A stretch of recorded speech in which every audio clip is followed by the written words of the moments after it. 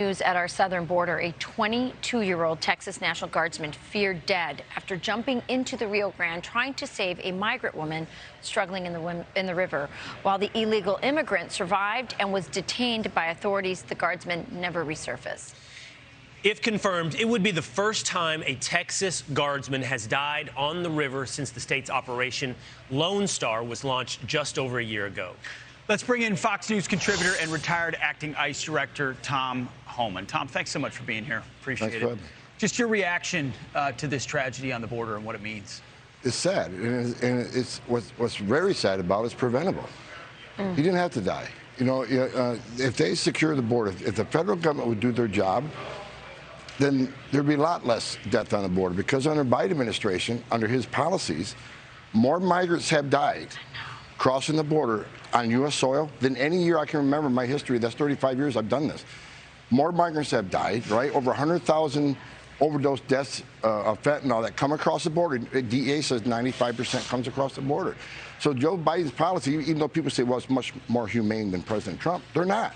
More people are dying. More Americans are dying. It's such a great point. It needs to be reemphasized that they are doing these policies under the premise that we're being so compassionate. More people have died, as you said, not just the migrants, but also Americans who are dying at record numbers we've never seen before, fentanyl, and that doesn't even count the human beings, the women and the children and the little boys who have been snared in this human sex trafficking trade. Representative Kamak says that this president from Florida, she says this president is the human trafficker in chief, that he is absolutely complicit in the sex trade.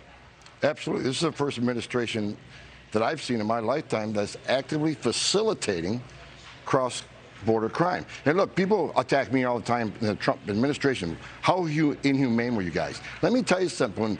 When President Trump got illegal immigration at a 40-year low and the border was secure, how many women weren't sexually assaulted? That's right. How many children didn't die? How many migrants didn't drown in the river?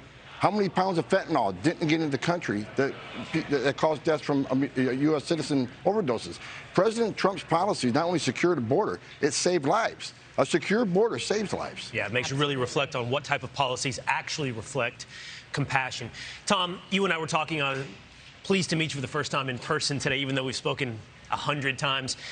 We were talking offset, and you said there's just so many numbers involved in the border. So I hope you'll forgive me for throwing a curveball at you, but I can't get over the image of this Texas National Guardsman drowning in that river. What is the risk to law enforcement on the border? Border Patrol, Texas National Guardsmen, how many die in service trying to protect our border?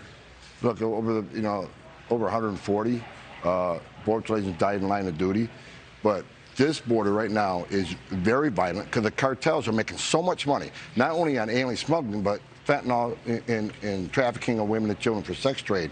They're making more money than they've ever made. That's why you see the violence upticking in Mexico, because cartels are fighting each other for control. That's why you see guardsmen and border patrol agents being shot at from the Mexican side of the border. So look, but it's important the National Guard are there. It's important that Texas governor, who's done more to secure the border than anybody in this administration, you think what the National Guard and DPS has done? They've arrested almost 250,000 illegal aliens. 250,000. That's 250,000 less gotaways. They've seized 300 million lethal doses of fentanyl that could have came to this country. So it's important that they be there, because this administration has failed to secure the border. So the Texas Governor Abbott, God bless him, because not only is he protecting Texas, he's protecting the rest of the country, because most of this fentanyl goes all over the nation. But Mexico is also getting destroyed. I mean, I was just down there. I can't believe how much the country has changed, because the cartels, as you said, are more powerful than ever. We're literally destabilizing our southern neighbor, which is only going to bring more problems to them and to us. The most shocking thing of this administration is that we have lost operational control of the border. That's right. And that's just not Tom Homan speaking. Chief patrol agents, several of them have told me, we have lost operational control of our southern border. Our southern border is controlled by the cartels. That's right. The Border Patrol can't contain what's coming across. Just last month, they had a record number of crossings, 221,000, right?